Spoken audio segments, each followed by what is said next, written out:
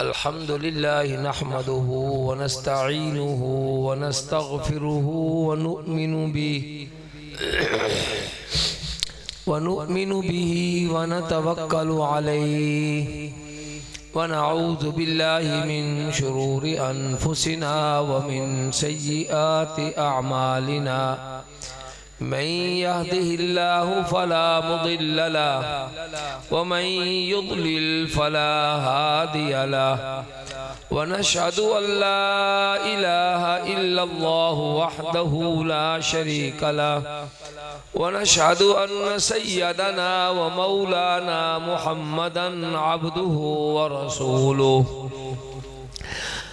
أما بعد فأعوذ بالله من الشيطان الرجيم بسم الله الرحمن الرحيم ما كان محمد أبا أحد من رجالكم ولكن رسول الله وخاتم النبيين وكان الله بكل شيء عليما وقال رسول الله صلى الله عليه وسلم أنا العاقب والعاقب الذي ليس بعده نبي أو كما قال عليه الصلاة والسلام صدق الله العظيم وصدق رسوله النبي الكريم ونحن على ذلك لمن الشاهدين والشاكرين والحمد لله رب العالمين يا رب صل وسلم دائما أبدا على حبيبك خير الخلق كلهم ایک مرتبہ درود شریف پڑھ اللہم صل علی سیدنا و مولانا محمد وعلى آل سیدنا و مولانا محمد وبارک وسلم وصل علیہ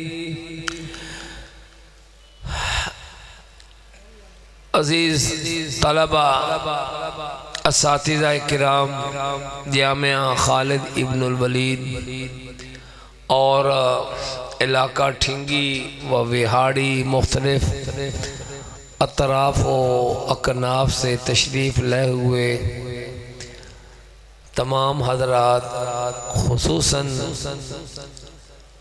حضرت شیخ الحدیث حضرت مولانا ظفر احمد قاسم صاحب جہاں جہاں تک میری آواز پہنچ رہی ہے سب کی خدمت میں السلام علیکم۔ معاملہ کچھ اس طرح ہے کہ کوئی مہینہ پہلے ہم لوگ جا رہے تھے بہاول نگر، کوئی ایک پروگرام رکھا گیا تو راستے میں میرے دل میں خواہش پیدا ہوئی کہ حضرت کی زیارت کرتے جائیں، اور حضرت کی بھی بہت بڑی شفقت ہے، پیار ہے، اور جیسے ہمارے ابھی عزیز کہہ رہے تھے بڑی بات یہ ہے کہ ہماری نسبت جو ہے وہ عقیدہ ختم نبوت کے ساتھ ہے اور اس کے تحفظ کی ہی نسبت۔ ایک رات پہلے، کل تو میں لاہور تھا، پرسوں چنیوڑ تھا، تو حضرت پیر ناصر الدین خاکوانی دامت برکاتہم العالیہ ہمارے ہاں تشریف لائے تھے۔ میں نے ان کو ابھی جو ہمارے 26 فروری کو فتح مبالہ کانفرنس ہو رہی ہے اس میں دعوت دینی تھی، تو حضرت سے میں نے بات کی، انہوں نے فرمایا کہ واقعتاً مجھے کہنے لگے، ہم تو ان کے خدام میں سے ہیں، تو مجھے کہنے لگے کہ بھائی یہ میرے محسن ہیں۔ وجہ کیا ہے؟ فرمانے لگے کہ بھائی انہوں نے اپنے والد مولانا منظور احمد چنیوٹی رحمت اللہ علیہ کی نماز جنازہ پڑھانے کا شرف مجھے بخشا۔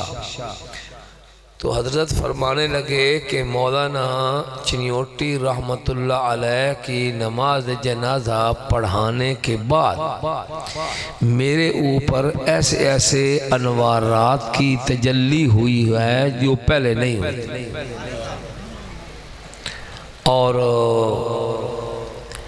کہ بعض جنازے جیسے قول مشہور ہے، بعض جنازے ایسے ہوتے ہیں کہ جنازہ پڑھنے والوں کی بخشش ہو جاتی ہے، تو حضرت نے فرمایا کہ اس جنازے کو میں ایسا ہی سمجھتا تھا۔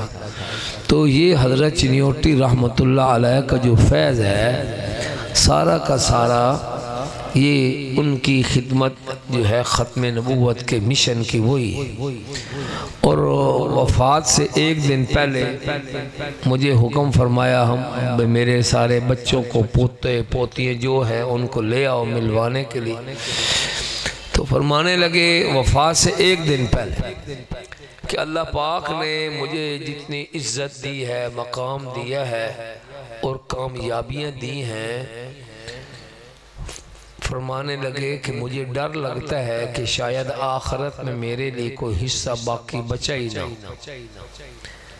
تو حضرات محترم، یہ ختم نبوت کا ہی مشن ہے، ورنہ حضرت اب تو اس تیرانہ سالی بیماری میں ہے، میرے لیے اسپیشل یہاں سے ٹھینگی سے چلے چنیوٹ ایک وہ اسپیشل معجون بڑی مہنگی، اس میں کستوری اور زعفران کیا کیا پڑتا تھا، تو حضرت نے فرمایا کہ یا میں اپنے شیخ حضرت مولانا عبد المجید صاحب کو دیتا تھا یا مولانا محمد مکی کو، اب تمہیں اس کا اہل سمجھا ہے۔ تو یہ سارا فیض جو ہے وہ ختم نبوت کا ہے۔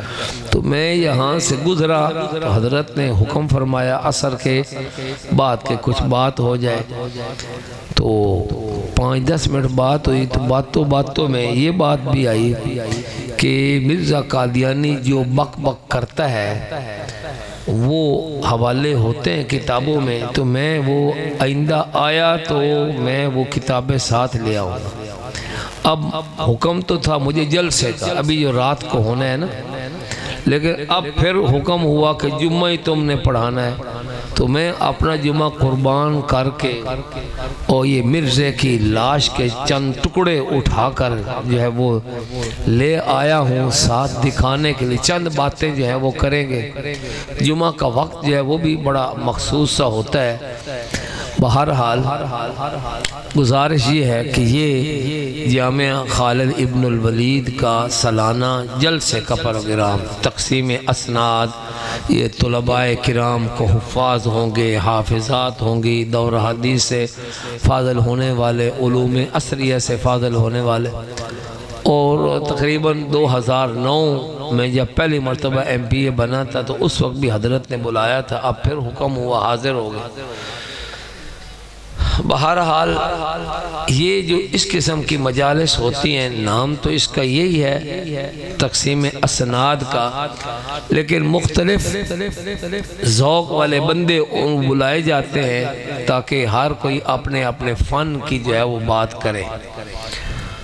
تو ہم سب کا مشترکہ فن، بلکہ ہم سب کے لیے نجات کا ذریعہ، ہم تو سمجھتے ہیں ہماری نجات کا ذریعہ وہ آقا نامدار حضرت محمد مصطفیٰ صلی اللہ علیہ وسلم کی ذات نبوت کا تحفظ کرنا۔ اللہ پاک نے بھی فرمایا تھا آپ کا واللہ یعصمک من الناس، اللہ پاک آپ کی حفاظت فرمائیں گے، بچائیں گے۔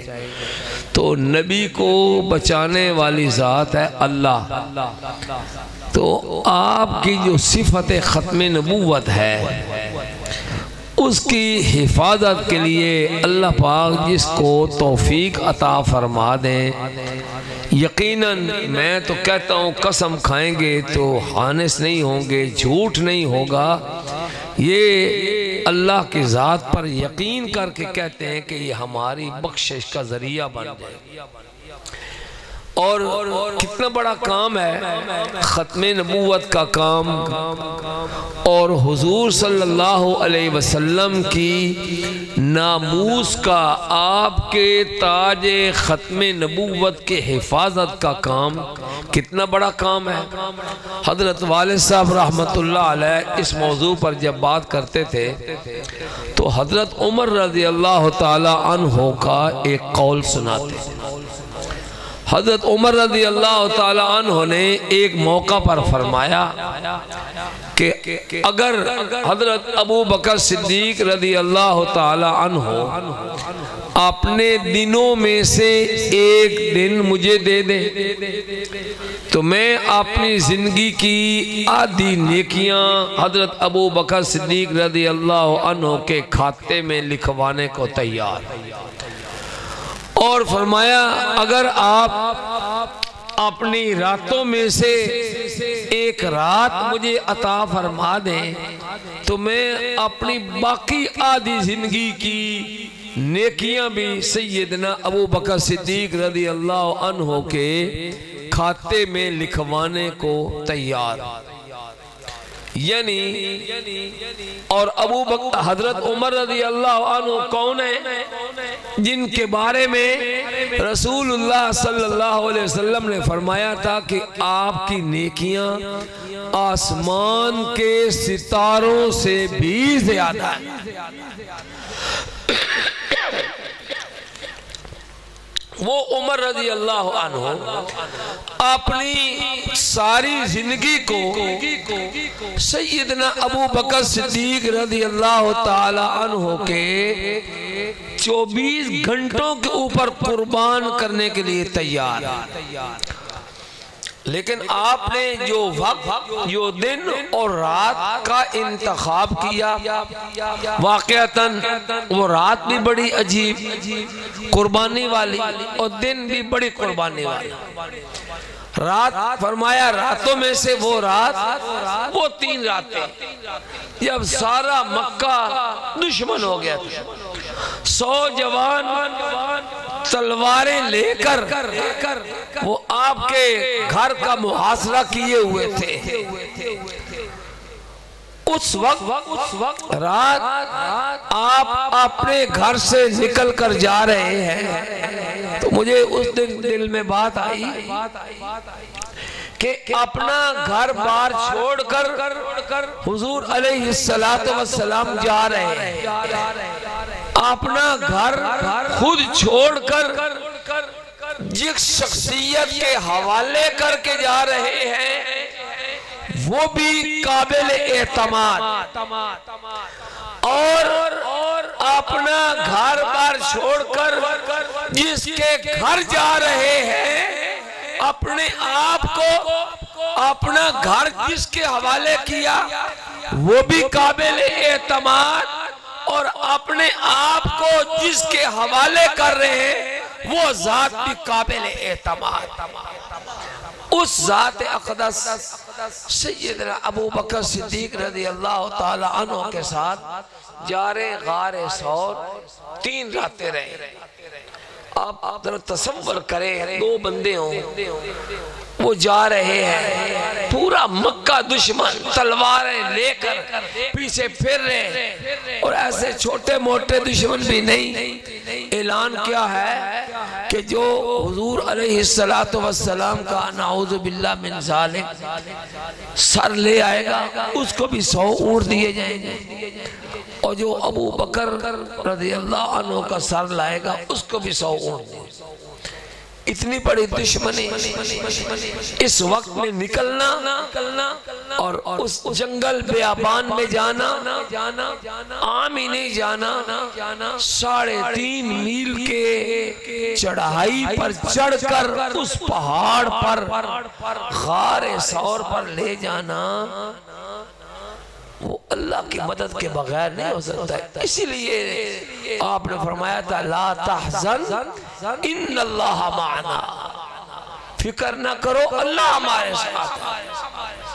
تو آپ نے فرمایا ان 3 راتوں میں سے اگر ایک رات مجھے آپ دے دیتے ہیں تو تو میں اپنی آدھی زندگی کی نیکیاں ابو بکر صدیق رضی اللہ عنہ کے کھاتے میں لکھوانے کو تیار.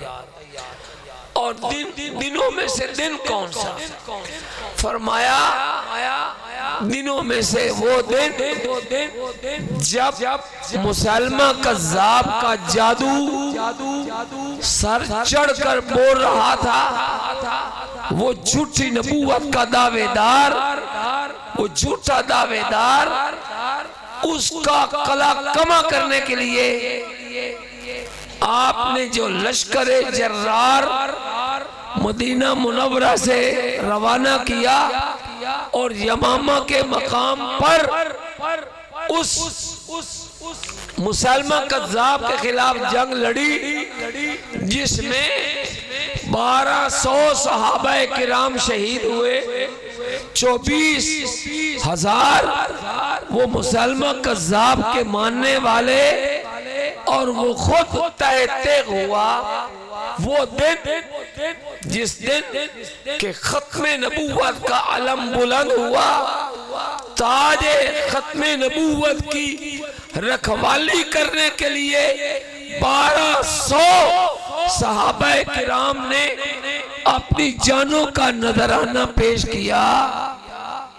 تو حضرت عمر فرماتے ہیں رضی اللہ تعالی عنہ، اگر ابو بکر صدیق رضی اللہ تعالی عنہ وہ دن میرے کھاتے میں لکھوا دے تو میں اپنی زندگی کی باقی نیکیاں بھی ان کے کھاتے میں لکھوانے کو تیار ہوں. بتائیں وہ صحابہ کرام جنہوں نے وہ 1200 صحابہ کرام جنہوں نے جنگ یمامہ میں جام شہادت نوش کیا تھا، وہ جنتی ہیں کہ نہیں ہیں؟ ہے نا؟ تو وہ کون ہیں جنہوں نے حضور صلی اللہ علیہ وسلم کے تاج ختم نبوت کے تحفظ کے لیے اپنی جانوں کا نذرانہ پیش کیا. اس لیے یہ یقین رکھیں کہ اگر اللہ تعالی ہم سے تحفظ عقیدہ ختم نبوت کی خدمت لے لے تو یقیناً ہماری بخشش کا یہ ذریعہ بن جائے گا. اللہ تعالی ہمیں اس خدمت کے لیے قبول فرما لے. حضرات محترم، آج ہمارا واسطہ کن کے ساتھ ہے؟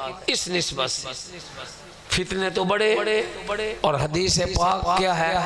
علامات قیامت میں سے جو علامات ہیں بہت ساری، لیکن ان علامات میں سے ایک بہت سارے فتنے، اور حدیث پاک کیا ہے کہ صبح کو ایک فتنہ ہوگا، ایک بندہ صبح کو مسلمان ہوگا، شام کو کافر ہو جائے گا، شام کو مسلمان ہوگا، دوسری صبح وہ دین سے پھر جائے گا. اتنے بڑے بڑے خطرناک فتنے. لیکن اس صدی کا فتنہ، سب سے بڑا فتنہ، علامہ انور شاہ کشمیری رحمت اللہ تعالی علیہ نے فرمایا کہ اس صدی کا سب سے خطرناک فتنہ وہ فتنہ قادیانیت ہے. یہ میں کہتا ہوں آپ نے یہ کیوں فرمایا کہ اس صدی کا سب سے خطرناک فتنہ قادیانیت؟ وہ اس لیے کہ اس فتنے کو پروان چڑھایا برطانیہ، فرانس وغیرہ سے آئے ہوئے انگریزوں جو اس انڈو پاک کے اوپر قبضہ کرنا چاہتے ہیں. اور ابھی تو وقت نہیں ہے، 10-15 منٹ ہی ہیں ہمارے پاس. خلاصہ یہ کہ مرزا قادیانی کو لایا گیا، کوئی ضرورت نہیں، مرزا قادیانی کو لایا گیا انگریز کی حکومت کو مضبوط کرنے کے لیے. اب اس کو مضبوط کیسے کرنا ہے کہ مسلمان جو انگریز کے خلاف جنگ لڑتے ہیں اس جنگ کو سرد کیا جائے، اس جنگ کو سرد کیا جائے، ٹھنڈا کیا جائے۔ اب جنگ جہاد یہ تو قیامت تک جاری رہے گا، الجہاد ماضٍ الی یوم القیامہ۔ اب جہاد کے فریضے کو کون منسوخ کر سکتا ہے؟ وہ نبی کر سکتا ہے۔ اب پلاننگ دی گئی، ایک ایسا شخص تیار کرو جو آہستہ آہستہ نبوت کا دعویٰ کرتا۔ اور میں آگے چل کر آپ کو دکھاؤں گا مرزا قادیانی کی کتاب سے اس کا دعوی نبوت میں دکھاؤں گا انشاءاللہ۔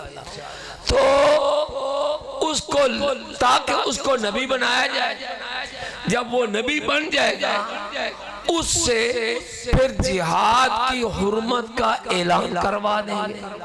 جب جہاد حرام ہو جائے گا، لوگ انگریز کے خلاف تلوار نہیں اٹھائیں گے، بندوق نہیں اٹھائیں گے، تو جیسے وہ مرضی ہوگی وہ کرتا پھرے گا۔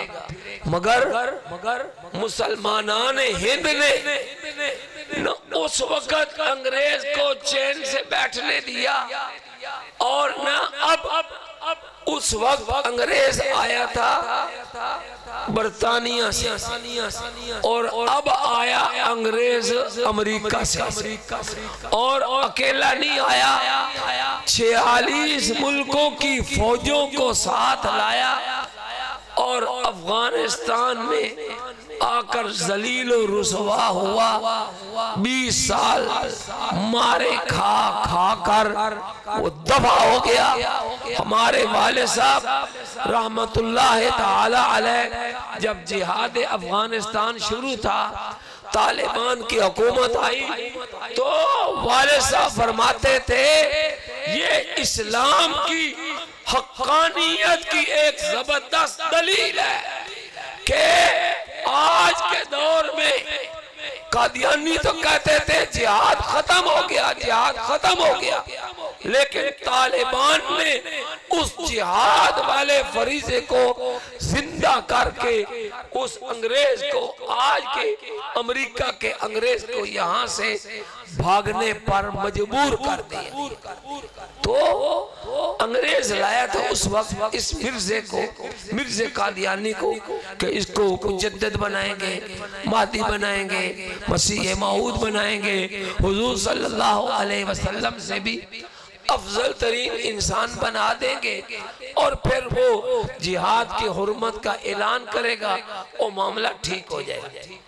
اب حضرات محترم، قادیانی جو اس معاشرے میں پھیلے تو وہ کہتے کیا ہے؟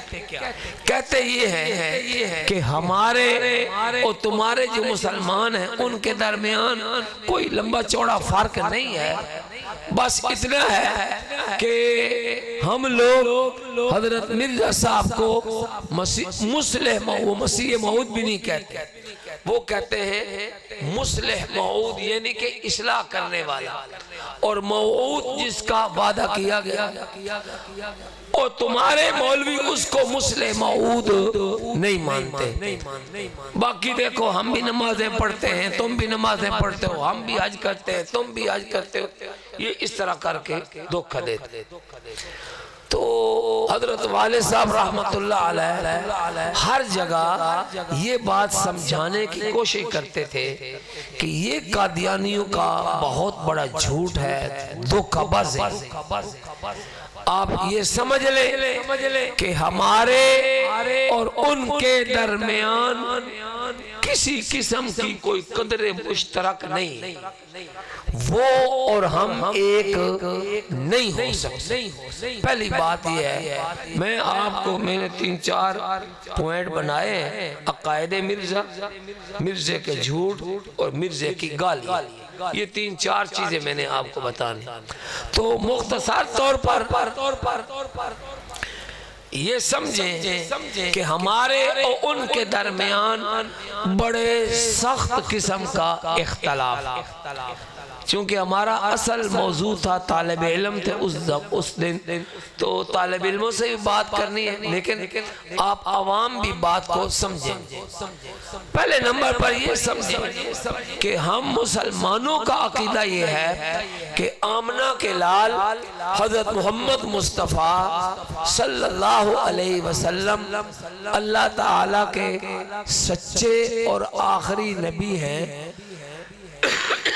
آپ کے بعد نبوت کا دروازہ بند ہے، ٹھیک ہے۔ اس کے بالمقابل قادیانیوں کا عقیدہ یہ ہے کہ نبوت جاری ہے اور مرزا غلام احمد قادیانی بھی اللہ کا نبی ہے، ٹھیک ہے۔ پہلا اختلاف، مسلمان فریق کہتا ہے کہ نبوت کا دروازہ بند، وہ کہتے ہیں نبوت کا دروازہ کھلا ہو۔ دوسری بات، مسلمانوں کا عقیدہ ہے کہ سیدنا عیسیٰ علیہ السلام وہ اللہ تعالیٰ کے سچے اور رسول تھے جو بنی اسرائیل کی طرف مبعوث ہو کر آئے تھے، وہ فوت نہیں ہوئے، آسمان میں زندہ موجود ہیں، قیامت کے قریب دنیا میں عادل بادشاہ بن کے جامع مسجد دمشق کے مشرقی سفید مینار پر اتریں گے۔ یہ ہمارا عقیدہ ہے۔ قادیانی کہتے ہیں کہ عیسیٰ علیہ السلام فوت ہو گئے ہیں، فوت ہو کر سری نگر جو شہر ہے مقبوضہ کشمیر کا، اس کے محلہ خان یار میں دفن ہو گئے، اور اب مرزا غلام احمد قادیانی ان کی جگہ عیسیٰ ابن مریم بن گیا ہے۔ میں آپ کو دکھاؤں گا، اس نے مسیح ابن مریم ہونے کا باقاعدہ دعویٰ کیا۔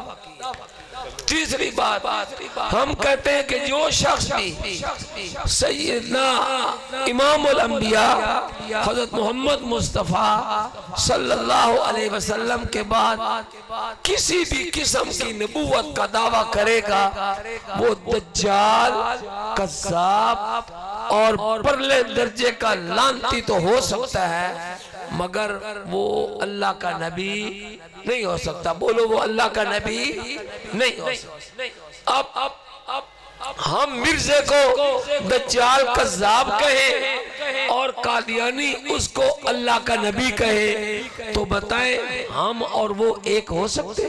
نہیں نہ ہو سکتے۔ اچھا، ان کا یہ کہنا کہ ہمارے تمہارے درمیان کوئی فرق نہیں، وہ کہتے ہیں ہمارے تمہارے درمیان کوئی فرق نہیں ہے، تو بھائی بات یہ ہے کہ اگر ہمارے تمہارے درمیان کوئی فرق نہیں ہے تو یہ ہے۔ اب دیکھیں یہاں لکھا ہوا نظر آئے گا آپ کو، روحانی خزائن نظر آ رہے، اور یہ جلد نمبر ہے 5، یہ اس قسم کی 23 جلدیں، اور یہ چھوٹی موٹی کتابیں، یہ 84 کتابیں ہیں، 84 کتابیں۔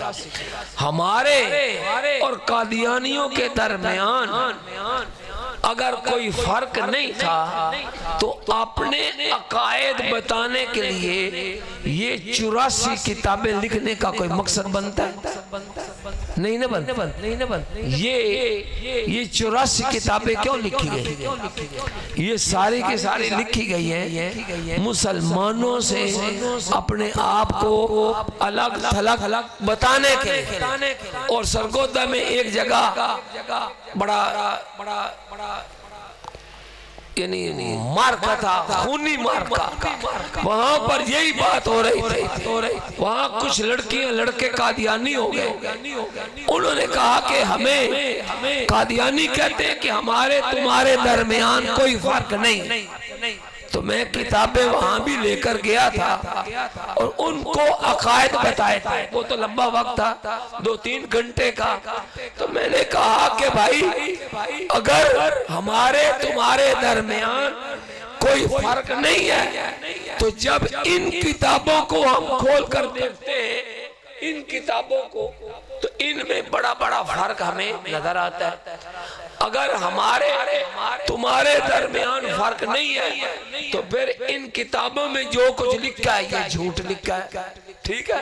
پھر ان کتابوں کو جوتے مارو، ان پر پیشاب کرو، ان کو آگ میں جلاؤ، اور اگر یہ کتابیں بار بار چھپتی ہیں، ضیاء الاسلام پریس ہے قادیانیوں کا، وہاں سے چھپتی ہے، تو اس کا مطلب یہ ہے کہ ان میں جو کچھ لکھا ہے وہ ٹھیک ہے اور تم جھوٹ بولتے ہو۔ اب میں آپ کو صرف اتنا بتانا چاہتا ہوں کہ مرزا قادیانی نے مسلمانوں سے الگ تھلگ کوئی 14 قسم کے عقیدے جو ہے وہ گھڑے ہیں، 14 قسم، لیکن میں صرف اب 2 باتیں آپ کو بتاؤں گا۔ یہاں ایک ان کی کتاب ہے تذکرہ، نیچے والی یہ تذکرہ کتاب ہے،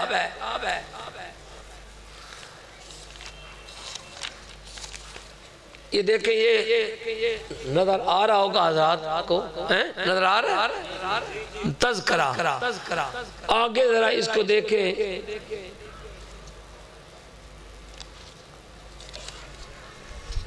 یہ تذکرہ کے نیچے بھی کچھ لکھا ہوا ہے، یعنی وہی ہے مقدس۔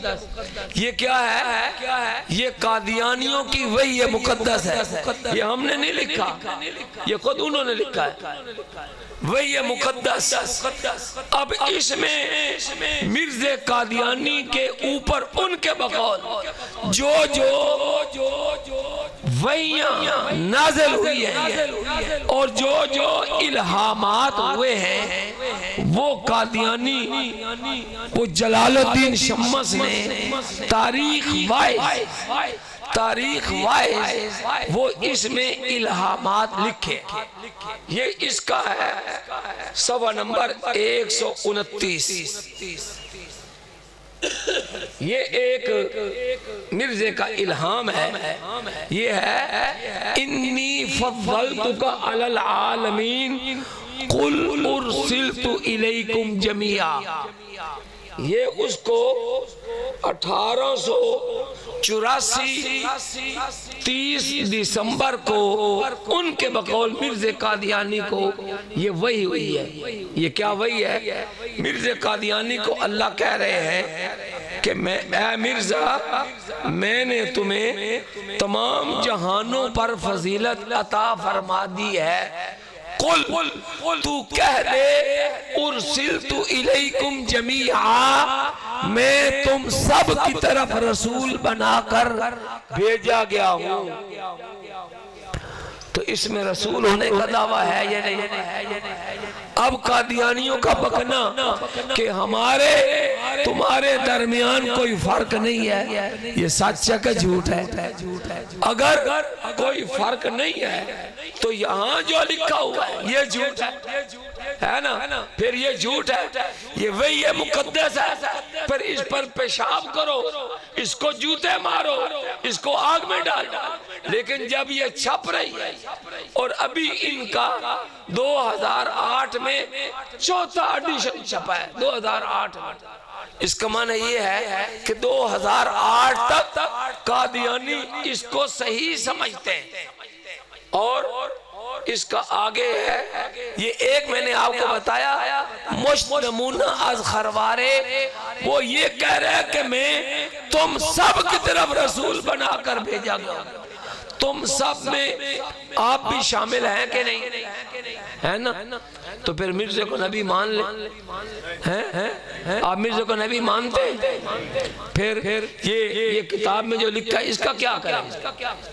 بولے اس پر لعنت بھیجیں گے، اس کے لکھنے والے پر بھی لعنت بھیجیں گے، ٹھیک ہے کہ نہیں؟ تو یہ کہنا کہ ہمارے تمہارے درمیان کوئی فرق نہیں ہے، اسی کتاب کا صفحہ نمبر ہے 191۔ یہ دیکھ، یہ ہے، کہتا ہے اللہ نے مجھے وحی کی اور مجھے کہا جعلناک المسیح ابن مریم، اے مرزا ہم نے تمہیں مسیح ابن مریم بنا دیا۔ الو کا پٹھا ہے، نام ہے اس کا غلام احمد جو خود بتاتا ہے، ماں کا نام ہے چراغ بی بی، تو اپنا نام بھی بدل لیا، ماں کا نام بھی بدل لیا۔ جو اپنی ماں کا نام بدلے وہ حلالی ہوتا ہے کہ حرامی ہے؟ ایک حرامی قسم کا انسان، اور وہ کہتا ہے کہ اللہ نے مجھے مسیح ابن مریم بنا دیا ہے۔ اب بھی کوئی قادیانی بکے کہ ہمارے تمہارے درمیان کوئی فرق نہیں ہے تو اس کی بات مان لیں گے آپ؟ یہ اس قسم کا گند، یہ اس قسم کا گند بھرا ہوا ہے ان کتابوں میں، اور کہتے کیا ہے؟ نام رکھا ان کا روحانی خزائن۔ یہ ساری روحانی خزائن ہے اسے۔ حضرات محترم، یہ دھوکہ دہی قادیانیوں کی۔ اچھا ایک نمونے کے طور پر اس نے تو یہ دعویٰ کر دیا، اور مسیح ابن مریم کیوں بنا؟ کیونکہ اسلام میں عقیدہ تھا سیدنا عیسیٰ علیہ السلام کے آنے کا۔ اس نے سمجھا کہ میں مسیح ابن مریم بن کے جہاد کو حرام قرار دے دوں گا، مگر اس کی دال نہ گلی اور انگریز کو بوریا بستر بند کر کے یہاں سے بھاگنا پڑا۔ ٹھیک ہے، اچھا اب آپ نے یہ بتانا ہے کہ بفرض محال مرزے کو نبی مان لیا جائے، کیا جھوٹا آدمی نبی بن سکتا ہے؟ جھوٹا آدمی نبی بن سکتا ہے؟ نہیں، نہ بن سکتا، اور جو جھوٹا ہو وہ نبی نہیں ہو سکتا۔ مرزا قادیانی کی یہی کتاب ہے روحانی خزائن، اور اس کا نام ہے، اس کے اندر ایک کتاب ہے اس کا نام ہے ازالہ اوہام۔ یہ اس میں مختلف کتابیں ہیں، فتح اسلام، توضیح مرام اور ازالہ اوہام۔ اس ازالہ اوہام کے صفحہ نمبر 140 اس میں لکھتا ہے مرزا قادیانی کہتا ہے کہ 3 شہروں کا نام بڑے اعزاز کے ساتھ قرآن مجید میں درج کیا گیا۔ پہلے ایک فتویٰ اور بھی سن لیں، مرزا قادیانی نے فتویٰ دیا ہے کہ جھوٹ بولنا مرتد ہونے سے کم نہیں، جھوٹ بولنا مرتد ہونے سے کم نہیں۔ تو اب اگر مرزا قادیانی جھوٹ بولتا ہوا پکڑا جائے تو پھر وہ اپنے فتوے کے مطابق مرتد ہوگا کہ نہیں ہوگا؟ ہوگا نا۔ اور مرتد بھی نبی ہو سکتا ہے، مرتد نبی نہیں ہو سکتا۔ مرزا قادیانی نے یہ نام ہے روحانی خزائن، جلد نمبر 3، اور کیا لکھا ہے؟ تالیفات حضرت مرزا غلام احمد قادیانی مسیح موعود و مہدی معہود، یعنی مسیح موعود بھی ہے اور امام مہدی بھی ہے۔ کوئی قادیانی بکے کہ ہمارے مرزا صاحب نے تو مسیح موعود ہونے کا دعویٰ ہی نہیں کیا، تو اس کو یہ کتاب دکھائی جائے۔ ٹھیک ہے، اچھا کہتا ہے کہ 3 شہروں کا نام قرآن مجید میں بڑے اعزاز کے ساتھ درج کیا گیا، یعنی 3 شہروں کا نام قرآن مجید میں آتا ہے۔ کون کون سے؟ کہتا ہے مکہ اور مدینہ اور قادیان۔ کیا مطلب؟ کہتا ہے قرآن پاک میں مکہ بھی لفظ موجود ہے، یہ ہم بھی مانتے ہیں۔ قرآن پاک میں مکہ کا لفظ آتا ہے، مدینہ کا لفظ بھی آتا ہے، اور کہتا ہے قرآن پاک میں قادیان کا نام بھی موجود ہے۔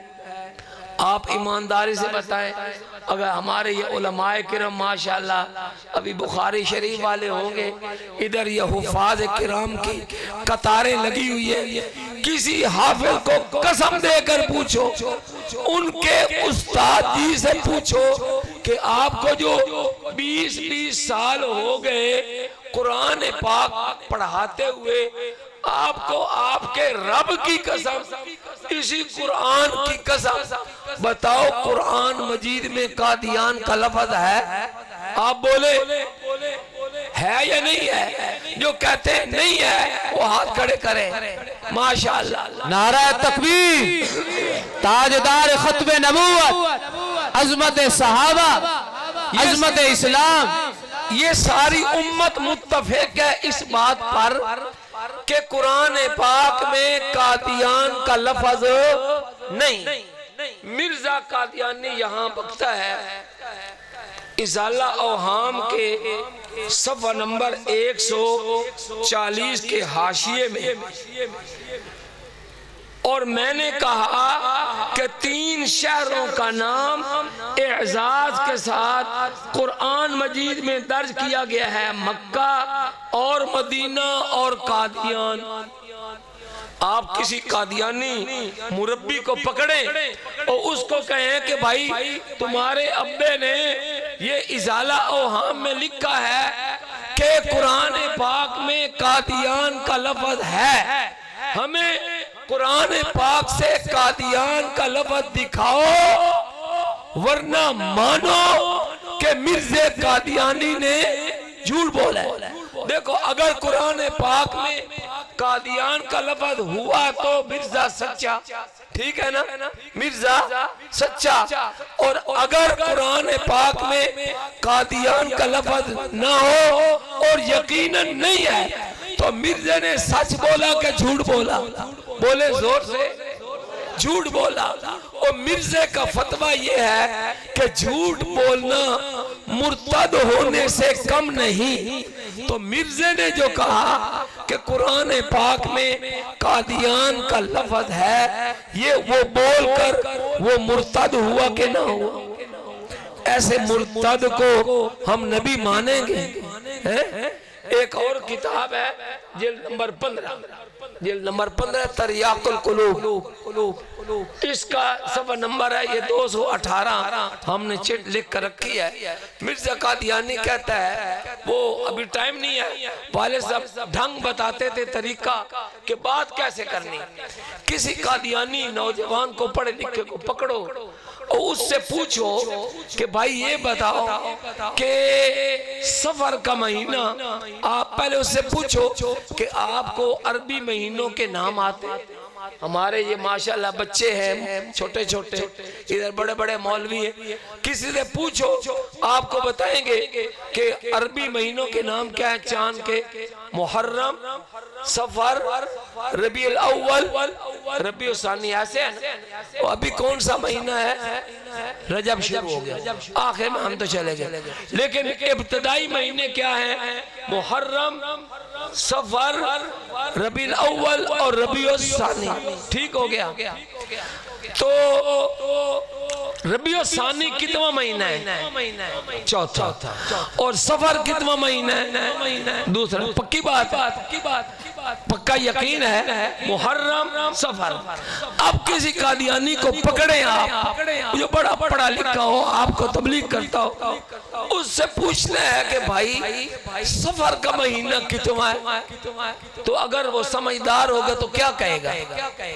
کتنا مہینہ کہے گا؟ دوسرا. آپ تھوڑا سا اس کو شک میں ڈال، نہیں بھائی سوچ کر بتاؤ یہ دوسرا مہینہ ہے کہ چوتھا ہے؟ وہ کہے گا اللہ کے بندے سوچنے کی کیا بات ہے، ساری دنیا کہتی ہے محرم صفر، لہذا صفر کا مہینہ دوسرا ہوتا ہے. آپ کہیں یار میں نے ایک کتاب میں لکھا ہوا دیکھا ہے کہ صفر کا مہینہ چوتھا ہوتا ہے.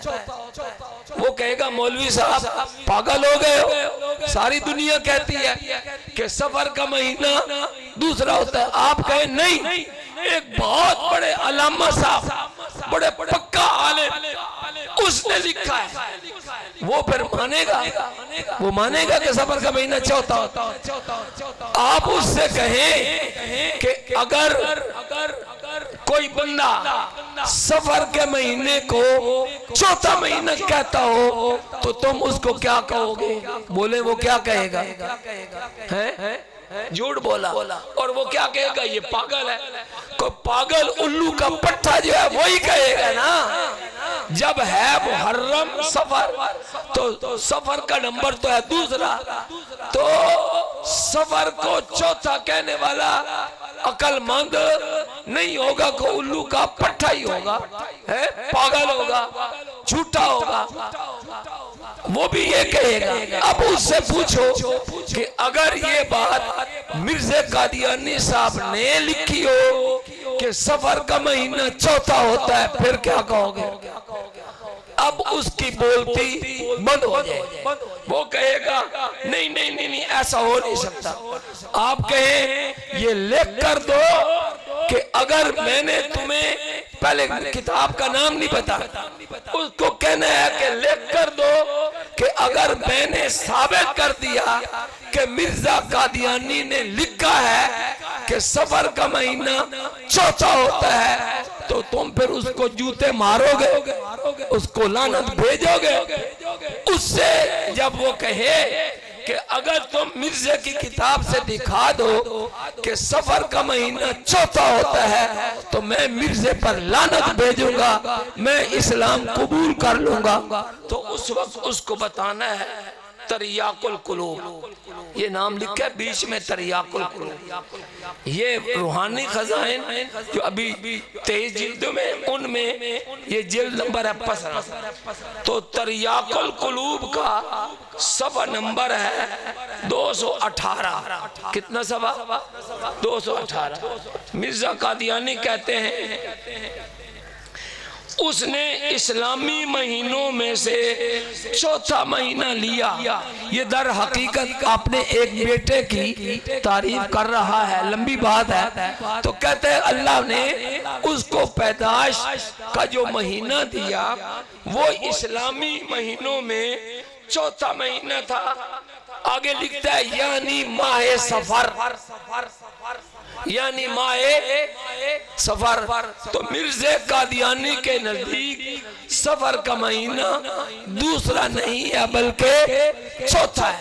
ہمارے والد صاحب رحمت اللہ علیہ فرمایا کرتے تھے کہ ایسا الو کا پٹھا، ایسا الو کا پٹھا جو جس کو یہ پتہ نہ ہو کہ سفر کا مہینہ دوسرا ہوتا ہے یا چوتھا ہوتا ہے، ہم اس کو اللہ کا نبی مان ہرگز۔ او حضرات محترم،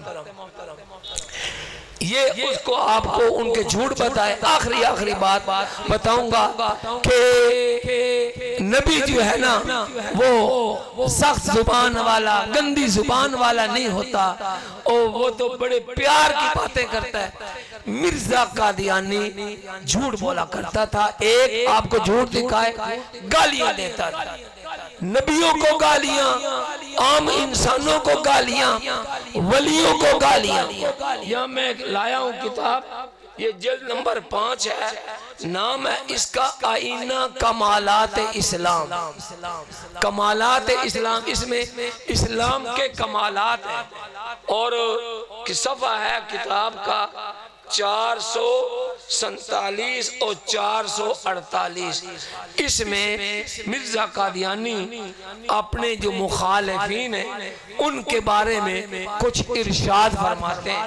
کہتا ہے تِلْكَ كُتُبٌ يَنْظُرُ إِلَيْهَا كُلُّ مُسْلِمٍ بِعَيْنِ الْمَحَبَّةِ وَالْمَوَدَّةِ وَيَنْتَفِعُ مِنْ مَعَارِفِهَا وَيَقْبُلُنِي وَيُصَدِّقُ دَعْوَتِي إِلَّا ذُرِّيَّةُ الْبَغَايَا الَّذِينَ خَتَمَ اللَّهُ عَلَىٰ قُلُوبِهِمْ فَهُمْ لَا يَقْبَلُونَ۔ کہ یہ جو میری کتابیں، ماشاءاللہ کتابیں تو آپ نے دیکھ لی نا، کتنی حکمت بھری ہوئی کتابیں ہے نا، کتنی حکمت بھری کتابیں۔ ایک اس کی کتاب ہے، اس کا نام ہے نور الحق۔ اس میں مرزا قادیانی نے اپنے مخالفین کے اوپر گن کر لعنتیں لکھی ہیں، گن کر، لعنت نمبر 1، لعنت نمبر 2، لعنت نمبر 3، اور وہ 1000 مرتبہ لعنتیں لکھی اس کتاب میں، 1000 مرتبہ لعنتیں لکھی ہیں۔ تو اس کو والد صاحب فرماتے تھے لعنتوں والی کتاب، لعنتوں والی کتاب۔ اور یہ قادیانیوں کا درود ہزاری ہے، ہزاری درود۔ تو یہ روحانی خزائن ہیں، روحانی خزائن. کہتا ہے یہ جو میری ہے نا کتابیں، اس قسم کی کتابیں جو جھوٹ اور گند، کہتا ہے ان کتابوں کو ہر مسلمان عقل مند بندہ پیار اور محبت کی نگاہ سے دیکھتا ہے. وَيَنْتَفِعُ مِن مَعَارِفِهَا، اور ان کے اندر جو معرفت کی باتیں بیان کی گئی ہیں ان سے نفع اٹھاتا ہے. آپ نے بھی کوئی نفع اٹھایا ہے ان کتابوں ہے؟ کوئی نفع کی بات سمجھ آئی؟ جھوٹے دعوے، گالیاں. کہتا ہے وَيَنْتَفِعُ مِن مَعَارِفِهَا، اور ان کے اندر جو معرفت کی باتیں ہیں ان سے فائدہ اٹھاتا ہے. وَيَقْبُلُنِي، اور مجھے قبول کرتا ہے. وَيُصَدِّقُ دعوتی، اور میرے دعویٰ کی تصدیق کرتا ہے. یعنی میں نے آپ کو دعویٰ تو دکھا دیا نا، جعلناک المسیح ابن مریم. اس کا دعویٰ یہ ہے کہ میں مسیح ابن مریم ہوں اور تم سب کی طرف رسول بنا کر بھیجا گیا ہوں. تو کہتے ہیں جو عقل مند لوگ ہیں وہ میرے دعویٰ کی تصدیق بھی کرتے ہیں. اِلَّا ذُرِّيَّةُ الْبَغَايَا، سوائے کنجریوں کی اولاد کے. الذین ختم اللہ علی قلوبہم، یہ وہ لوگ ہیں کہ ان کے دلوں پر اللہ نے مہریں لگا دی ہیں. فہم لا یقبلون، وہ میری کتابوں کو قبول نہیں کرتے. آپ مرزا کی کتابوں کو قبول کرتے نہیں نہ کرتے. تو پھر بتاؤ مرزا قادیانی اپنی کتابوں کو قبول نہ کرنے والوں کو کنجریوں کی اولاد کہتا ہے. اس کا ایک شعر ہے، ان العدا صاروا خنازیر الفلا وَنِسَاؤُهُمْ مِن دُونِهِنَّ الْأَقْلُبُ. یہ نجم الہدا اس کی کتاب ہے.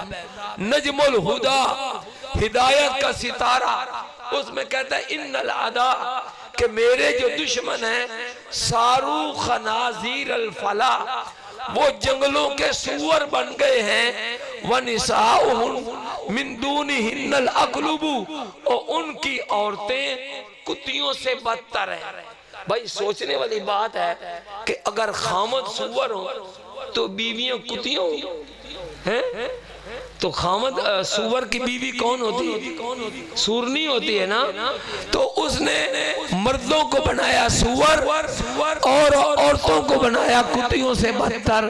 حضرات محترم، یہ عقیدے ہمارے بارے میں قادیانی رکھتے ہیں. ہمارے علماء آج جو یہاں سے سند فراغت لے کر جا رہے ہیں، علامہ انور شاہ کشمیری رحمت اللہ تعالی علیہ نے اپنے بستر وفات کے اوپر پڑے پڑے ان سارے علماء کو خطاب کیا تھا کہ اس صدی کا سب سے خطرناک فتنہ قادیانیت ہے، کیونکہ لایا تھا اس کو انگریز. اس کا مقصد یہ تھا کہ وہ ہماری حکومت کو مضبوط کرے.